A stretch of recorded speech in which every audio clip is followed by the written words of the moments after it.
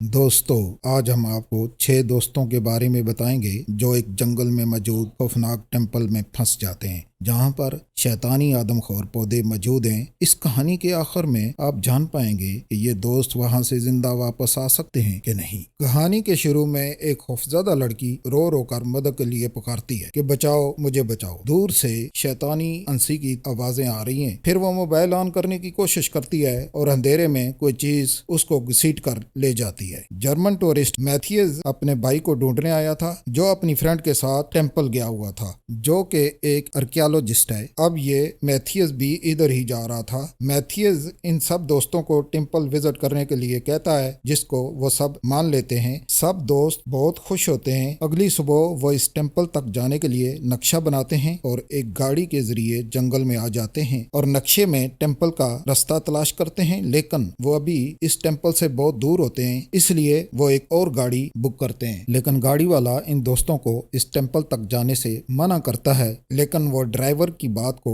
मजाक समझते हैं और कुछ ज्यादा पैसे देकर उसके साथ सफर करने लगते हैं और जल्दी जंगल में पहुंच जाते हैं। ड्राइवर उनको ड्रॉप करके जल्दी से भाग जाता है। इस पर एमी कहती है कि हम वापस कैसे जाएंगे, तो मैथियस कहता है कि हम इस जीप में वापस जाएंगे। अब ये दोस्त पैदल इस जगह पहुंच जाते हैं जहां पुराना टूटा फूटा टेंपल मौजूद है। वो इसका राज जानने के लिए बेचैन होते हैं कि अचानक उन्हें अपने पीछे घोड़ों और आदमियों की आवाजें सुनाई देती हैं। ये दोस्त हैरत ज़्यादा इन लोगों की तरफ देखते हैं। एक बूढ़ा आदमी हाथ में रिवॉल्वर पकड़े उनको घूर रहा होता है, जबकि मैथियस अपने मोबाइल से अपने भाई की तस्वीर निकाल कर उन लोगों को दिखाता है। लेकिन गांव वालों को इन दोस्तों की जुबान समझ नहीं आती। साथ में एमी परेशानी के आलम में तस्वीरें बना रही होती है कि अचानक वो अपना पाँव शैतानी बेलों पर रख देती है, जिससे गाँव वाले लोग गुस्से से बेकाबू हो जाते हैं। तभी एक दोस्त को फील होता है कि वो कैमरे की वजह से गुस्से में आ गए हैं। वो एमी से कैमरा लेकर उन लोगों की तरफ आता है, लेकिन वो अजनबी जुबान बोलने वाले गांव के लोग उसे गोली मार देते हैं। ये सब दोस्त बहुत खौफजदा होते हैं और भागकर टेंपल के ऊपर पहुंच जाते हैं। इस टेंपल के ऊपर उन्हें कैंप मिलता है, कुछ सामान और टेंट भी होते हैं, जिसका मतलब है कि कुछ लोग वहां पहले भी आए थे। उन्हें वहां एक लाश दरख्तों में लिपटी मिलती है। फिर वो लोग कोशिश करते हैं कि अपने फोन से मदद लें, लेकिन वहां नेटवर्क नहीं होता। ये सब वहां फंस चुके थे क्योंकि ये जगह मैप में नहीं थी। वहां ऊपर एक गहरा कुआं भी था। अचानक उन्हें फोन बजने की आवाजें सुनाई देती हैं। ये सब समझते हैं कि फोन की ये आवाजें इस गहरे कुएं से आ रही हैं। ये मैथियस को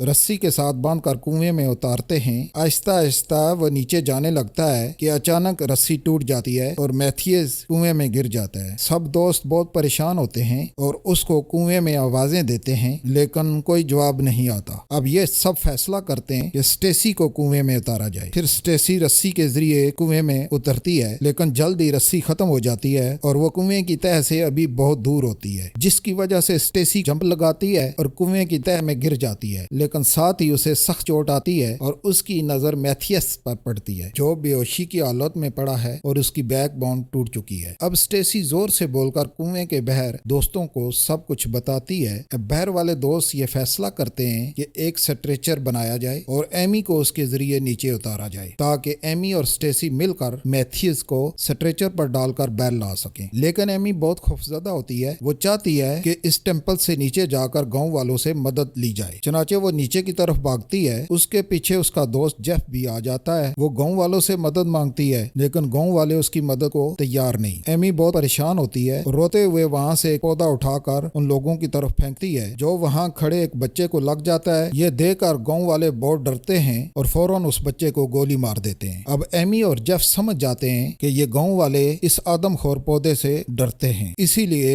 ये इस टेंपल के ऊपर नहीं जाते, क्योंकि ये टेंपल चारों तरफ से इस खतरनाक बेल से लिपटा हुआ है। ये दोबारा ऊपर आ जाते हैं और एमी नीचे कुएं में जाती है और मैथ्यूस को ये लोग स्ट्रेचर के जरिए बाहर निकाल देते हैं। इसी भाग दौड़ में रात हो जाती है। चनाचे सब दोस्त टेंट में सो जाते हैं। अगली सुबह जब स्टेसी जागती है तो ये देखकर खौफ से चिल्लाने लगती है कि उसके जख्म में बेल की जड़ें उगी हुई हैं। उसका दोस्त एरिक बड़ी मुश्किल से उसके जख्म से बेल की जड़ों को निकालता है। साथ ही ہم میتھیس کو دیکھتے ہیں جو لیٹا ہوا ہے اور اس کے زخمی پاؤں کی ہڈیوں تک یہ جڑیں پہنچی ہوئی ہیں اور تقریباً اس کے پاؤں کے گوشت کو کھا چکی ہیں۔ اصل میں یہ بیل کی جڑیں بہت خطرناک ہیں۔ یہ سب دوست بہت خوفزدہ ہیں کہ اچانک انہیں دوبارہ فون کی رنگ ٹون سنائی دیتی ہیں۔ اب ایک بار پھر ایمی اور اسٹیسی کنویں میں اترتی ہیں اور کنویں میں چلنا شروع کر دیتی ہیں۔ وہاں دور تک بیلیں پھیلی ہوئی ہیں کہ اچانک انہیں بیل کے اندر سے ایک لاش ملتی ہے جو کہ اسی آرکیالوجسٹ کی ہوتی ہے جو ہینڈرا کی دوست تھی۔ وہاں سے انہیں ایک ٹوٹا ہوا فون بھی ملتا ہے۔ انہیں فون بجنے کی آوازیں تو سنائی دیتی ہیں لیکن انہیں پتہ نہیں چلتا کہ یہ آوازیں کہاں سے آ رہی ہیں۔ یہ ان آوازوں کا پیچھا کرتی ہیں اور آگے چلنا شروع کر دیتی ہیں۔ تب انہیں پتہ چلتا ہے کہ بیل کے جو پھول ہیں وہ رنگ ٹون کی آوازیں نکال رہے ہیں۔ ایمی اس بیل کو چھوتی ہے تو ساری بیلیں مل کر اس پر حملہ کر دیتی ہیں۔ یہ دونوں چلاتی ہوئی بھاگتی ہیں اور رسی کے ذریعے باہر نکلتی ہیں اور جیف اور ایرک کو بتاتی ہیں کہ بیل بہت خطرناک ہے۔ یہ نہ صرف انسانوں کو کھاتی ہیں بلکہ طرح طرح کی آوازیں بھی نکال کر انسانوں پر نفسیاتی اثر ڈالتی ہیں۔ یہ بہت خوفناک صورتحال تھی۔ ان کے پاس پانی اور کھانے پینے کی چیزیں بھی ختم ہو رہی تھی۔ رات کو ایمی اور ایرک ایک ساتھ بیٹھے ہوتے ہیں۔ ایمی رو رہی ہوتی ہے اور دونوں بہت ڈرے ہوئے ہوتے ہیں۔ اسی وقت اسٹیسی اندر آتی ہے اور ان دونوں کو اکٹھے دیکھ کر بہت چلاتی ہے۔ وہ سمجھتی ہے یہ دونوں ان حالات میں بھی افیئر چلا رہے ہیں۔ اسٹیسی ایمی کو بہت غلط باتیں سناتی ہے اور بہت لڑائی جھگڑا کرتی ہے۔ ساتھ ہی ہم دیکھتے ہیں کہ میتھیز جو بغیر حرکت کے لیٹا ہوا تھا، بیل اس کے منہ کے اندر سے باہر نکل آتی ہے اور اس کے پورے جسم کو لپیٹ لیتی ہے جس سے اس کی موت واقع ہو جاتی ہے۔ یہ سب دیکھ کر اسٹیسی اور بھی خوفزدہ ہو جاتی ہے اور کہتی ہے کہ یہ بیل میرے جسم کے اندر بھی داخل ہو چکی ہے اور بہت جلد یہ مجھے ختم کر دے گی۔ یہ اچانک اس بیل کے پھول اسٹیسی کی باتوں کو ریپیٹ کرنے لگتے ہیں۔ جو کچھ اسٹیسی بولتی ہے بیل کے پھول بھی وہی بولتے ہیں۔ ان دوستوں کو سمجھ نہیں آ رہی کہ یہ سب کچھ کیا ہو رہا ہے۔ پھر وہ نیچے دیکھتے ہیں کہ گاؤں کے لوگ اس ٹیمپل کے ارد گرد نمک ڈال رہے ہیں تاکہ یہ بیل آگے تک نہ پھیل سکیں۔ یہ جگہ بہت پرانی یعنی کئی سو سال پرانی تھی، لہذا پرندوں کیڑوں مکوڑوں نے بھی سیکھ لیا تھا کہ ادھر نہیں آنا، بس انسان کبھی کبھار بھول کر ادھر آ جاتے تھے۔ پھر ایرک، ایمی اور جیف ٹینٹ کے اندر آتے ہیں اور دیکھتے ہیں کہ اسٹیسی کے جسم کے اندر بیل پھیل رہی ہے۔ ایرک ایک چاقو کے ذریعے اسٹیسی کے پیروں سے جڑیں نکال دیتا ہے لیکن اسٹیسی انتہائی مایوسی کے عالم میں ان کو بتاتی ہے کہ اس بیل کی جڑیں میرے دماغ میں بھی پھیل چکی ہیں اور میں ان کو محسوس کرتی ہوں۔ تب ان سب کو اسٹیسی کے ماتھے پر بیل کی جڑیں صاف نظر آتی ہیں۔ اگلی صبح ایرک دیکھتا ہے کہ اسٹیسی ٹینٹ میں نہیں ہے کہ اچانک اسے اسٹیسی کی آواز سنائی دیتی ہے تو یہ تینوں ایمی، جیف اور ایرک باہر نکل کر دیکھتے ہیں کہ اسٹیسی خون میں ڈوبی ہوئی ہے اور بیل کی جڑوں کو باہر نکالنے کے لیے پورے جسم کو کاٹ رہی ہے۔ اور جب جیف روکنے کے لیے اس کے پاس جاتا ہے تو اسٹیسی وہی چاقو زور سے اس کے ہاتھ پر مارتی ہے جس سے اس کا ہاتھ زخمی ہو جاتا ہے۔ تب ایرک یہ دیکھتا ہے تو اسٹیسی کو روکنے کے لیے آگے بڑھتا ہے۔ جب ایرک اسٹیسی کو روکتا ہے تو اسٹیسی پورے زور سے وہ چاقو اس کے سینے میں گھونپ دیتی ہے۔ چاقو لگنے سے ایرک کی موت واقع ہو جاتی ہے۔ اس وقت اسٹیسی بالکل اپنے ہوش میں نہیں ہوتی۔ بیل نفسیاتی طور پر اس پر قابض ہو چکی ہوتی ہے۔ اس کے دوست اس کو سمجھانے کی کوشش کرتے ہیں جبکہ ایرک کی ڈیڈ باڈی بیل کھینچ کر اپنے اندر لے جاتی ہے۔ اس وقت اسٹیسی اپنے دوستوں سے بار بار ریکویسٹ کرتی ہے کہ پلیز مجھے مار دو۔ یہ سن کر جیف